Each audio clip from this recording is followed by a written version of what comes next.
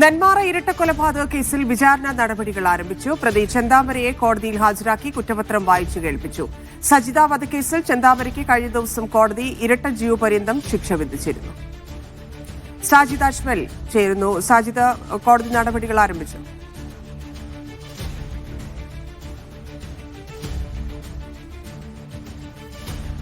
നെന്മാറ പോത്തുണ്ടി ഇരട്ടക്കൊലപാതക കേസിന്റെ വിചാരണ നടപടികൾ തുടങ്ങുന്നതിന്റെ മുൻപായ നടപടിക്രമമാണ് ഇന്ന് നടന്നത്. ഇന്ന് 480 പേജുള്ള കുറ്റപത്രത്തിന്റെ ഏറ്റവും പ്രസക്തമായ ഭാഗങ്ങൾ ചെന്താമരയ്ക്ക് ഈ ജഡ്ജി വായിച്ച് കേൾപ്പിച്ചു. ചെന്താമര താൻ കുറ്റം ചെയ്തിട്ടില്ല എന്ന് ഒറ്റ വാക്ക് പറയുക മാത്രമാണ് ചെയ്തത്.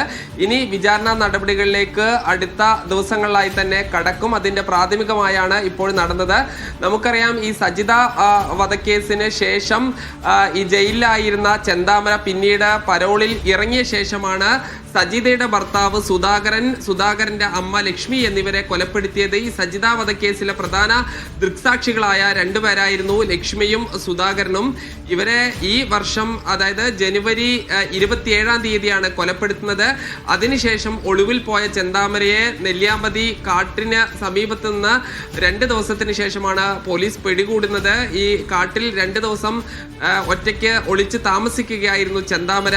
ഇതിൽ മാർച്ച് 25-നാണ് 480 പേജുള്ള കുറ്റപത്രം സമർപ്പിച്ചത്. ഇതിൽ പോലീസുകാരുൾപ്പെടെ 132 സാക്ഷികളാണ് ഉള്ളത്. 30 ശാസ്ത്രീയ തെളിവുകളും കോടതിയിൽ സമർപ്പിച്ചിട്ടുണ്ട്. എന്തായാലും വിചാരണ നടപടികൾ അതിവേഗത്തിൽ തന്നെ ഉണ്ടാകുമെന്ന ഒരു പ്രതീക്ഷയാണ് ഈ സജിതയുടെ മക്കൾക്കുൾപ്പെടെ ഉള്ളത്. ശരി സാജിദ്.